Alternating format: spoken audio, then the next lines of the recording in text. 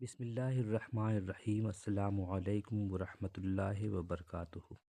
Ranchi university اور نیلامبر پیتامبر university کے semester 4 میں MJ7 کے تحت جو نصاب شامل ہے اس کا عنوان ہے جدیدیت اور ترقی پسند شعراء کا تنقیدی مطالعہ۔ آج ہم لوگ ساحل لدھیانوی کی مشہور نظم خون پھر خون ہے اس پر ہم بات کریں گے۔ اس سے پہلے ہم لوگوں نے ان کی سوانح پر بات کر لی تھی۔ ہم جانتے ہیں کہ ساحل لدھیانوی ترقی پسند شاعروں میں کافی اہمیت کے حامل ہے۔ کئی نظمیں اور گیت ان کے مقبول ہیں، جیسے میں پل دو پل کا شاعر ہوں، پل دو پل میری کہانی ہے، یا پھر عورت نے جنم دیا مردوں کو، مردوں نے اسے بازار دیا۔ اس کے علاوہ خوبصورت موڑ، جیسے چلو ایک بار پھر سے اجنبی بن جائیں ہم دونوں، تاج محل جو ان کی مشہور نظم ہے، اس کے علاوہ خون پھر خون ہے، بڑھتا ہے تو مٹ جاتا ہے۔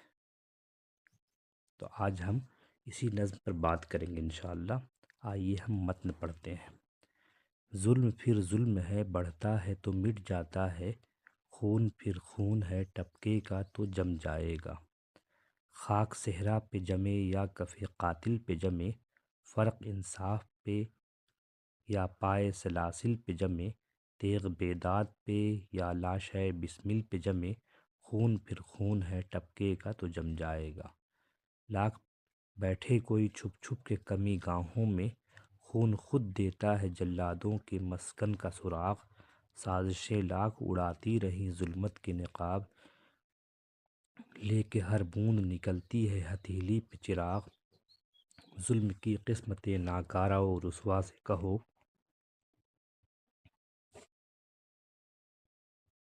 جبر کی ظلمت پیکار کے ایما سے کہو، محمل مجلس اقوام کی لیلا سے کہو، خون دیوانہ ہے دامن پہ لپک سکتا ہے، شعلہ تند ہے خرمن پہ لپک سکتا ہے۔ تم نے جس خون کو مقتل میں دبانا چاہا، آج وہ کوچہ و بازار میں آ نکلا ہے، کہیں شعلہ کہیں نعرہ کہیں پتھر بن کر۔ خون چلتا ہے تو رکتا نہیں سنگینوں سے، سر اٹھاتا ہے تو دبتا نہیں آئینوں سے۔ ظلم کی بات ہی کیا، ظلم کی اوقات ہی کیا، ظلم بس ظلم ہے آغاز سے انجام تلک۔ خون پھر خون ہے سو شکل بدل سکتا ہے، ایسی شکلیں کہ مٹاؤ نہ مٹائے نہ بنے، ایسے شعلے کے بجھاؤ تو بجھائے نہ بنے، ایسے نعرے کے دباؤ تو دبائے نہ بنے۔ یہ نظم مکمل ہے اور ان کے مجموعہ آؤ کہ کوئی خواب بنے سے ماخوذ ہے۔ ہم جانتے ہیں کہ ساحل لدھیانوی کی دو حیثیت ہے۔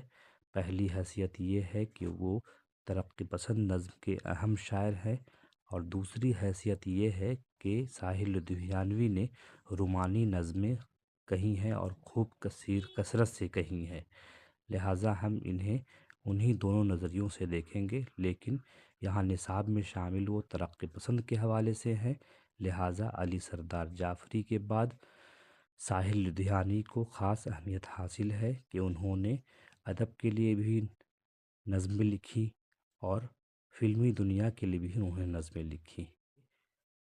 ظالم کے پاس جب تک مہلت ہے وہ اپنا ظلم کرتا رہے گا، لیکن جب خون یعنی مظلوم کو اپنا اختیار حاصل ہوگا، وہ اس کا بدلہ ضرور لے گا اور اس کا کوئی بدل نہیں ہوگا۔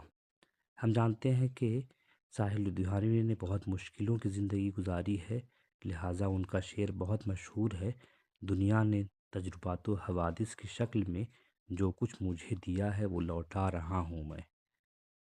اور کئی اہم باتیں ان کے حوالے سے ہیں۔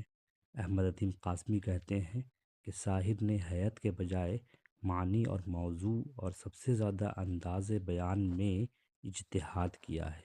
ان کی شاعری کی بنیاد شدت احساس پر ہے، اور میرے خیال میں ان کے اسلوب کا حسن بھی شدید احساس سے ہی عبارت ہے، ساتھ ہی اسے ابہام سے کوئی واسطہ نہیں۔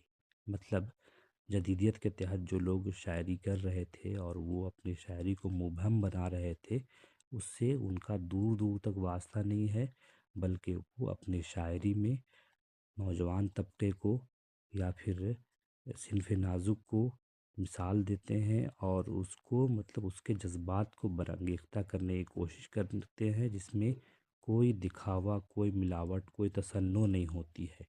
تو اس نظم کو ہم اس لحاظ سے دیکھیں گے تو اس نظم میں ہمیں کئی اہم باتیں نظر آئیں گی۔ آپ بھی اسے دوبارہ پڑھیے اور اس کی تشریح لکھنے کی کوشش کیجیے اپنے انداز میں۔ پھر ہم ملیں گے اگلے کسی اہم شاعر کے ساتھ، تب تک کے لیے اجازت دیجیے۔ خدا حافظ۔